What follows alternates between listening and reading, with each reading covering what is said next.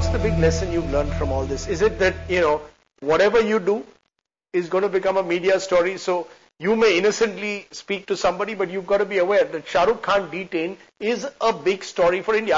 I mean, you're a very clever man. You couldn't have been that naive, Shah Rukh, to believe that it wouldn't be a big story. The fact that Shah Rukh Khan is detained would always be a big story in India. Were you conscious of that or not? Not as much as it is, but I knew once I got to know in the room that, there are 450 missed calls, so it is a big story, and I want to clarify that.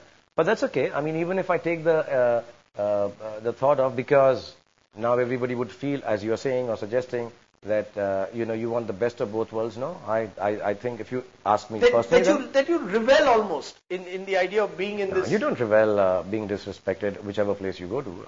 There is no revelry in this.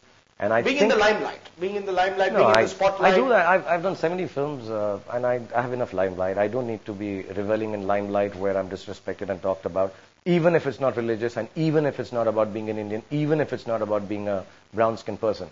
Just as a human being, if somebody is going to talk to me like this, I think it's a huge amount of disrespect. And then it cannot be hidden under the garb that, it's a system, and you choose to go there. Yeah, I felt disrespected. I think it's not a good enough system for me. I will not go there if I can avoid it. What have you told your children about it? Because I know you're close to your children. What have you told them about it? I mean, they must have seen those headlines, Papa detained. They must have thought, God, what is Papa done wrong? My son was rather excited that he thought I'd been caught, and was disappointed that I wasn't. My daughter was very happy that I also get detention. But I've explained to them that the name that we have, and when we travel to certain parts of the world, we will be checked extra, and it's all right. It's a part of a rule. Okay, then let me come when you say that the name that you have, you will always be checked extra. I remember talking to you after 26/11 in Mumbai, and you did say somewhere that you were wrestling almost with these various notions of Islam and trying to find, in a sense, find your identity. As a Muslim, you believe that you seemed angry with those who were using religion for violence. Do you believe that this image that is stuck, that if you're a Khan, that the Americans seem to have, if you're a Khan, then you've got to look at... Or a Muhammad. Or a Muhammad, whether in America or even in this country, or even, I come back to it, even in this country. Does that, in a sense, somewhere, subconsciously prey on your mind? No, it has numbed me now. When a reality like this is there for 4 years, or 5 years, or 6 years, whether or 7 in India years, or in the West. Anywhere. I think you say, okay, I keep saying this to everyone.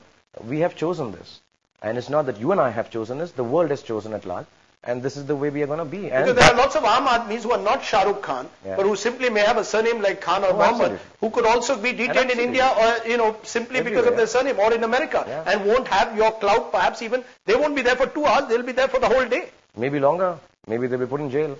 But this is the world that we have. And if you want these systems and processes to go on, it is going to be like this. And my thought about this is very, very clearly that we can't, you should not let it disturb you, because somewhere down the line, the reality is that there is this perception about 2 parts in the world. And that is a perception that will continue to be so. So we have a clash of civilizations in the sense. We're coming back to the argument of a clash of civilizations where, in a sense, Shah Rukh Khan has been caught in the middle of it. The way the Americans see the world versus the way perhaps we see America today. My final question, what's the big lesson then that you as a person have learned out of the last few days? Well, has it changed you in any way? Yeah, I've learned my lesson earlier. That, there are parts of the world that perhaps I'm not very welcome in. Because of the country I come from maybe, or the area I come from, or the name that I have. So I should try and avoid it if it's not really essential. I cannot be impractical and say, or egoistic, because then it would be that Shah Rukh Khan doesn't go to America. I can't be egoistic and say, main to yahan kabhi jaunga hi nahi, because I have to go there for work once in a way.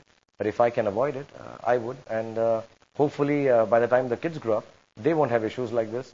Or, there might be a time when you have to change your names. So, you have to be worried that maybe you'll have to change your name, I'll have to, and the whole identity thing that we believe in so much may take a, fall on his head. Shah Rukh Khan, always a pleasure talking to you. Thank you, Rajiv.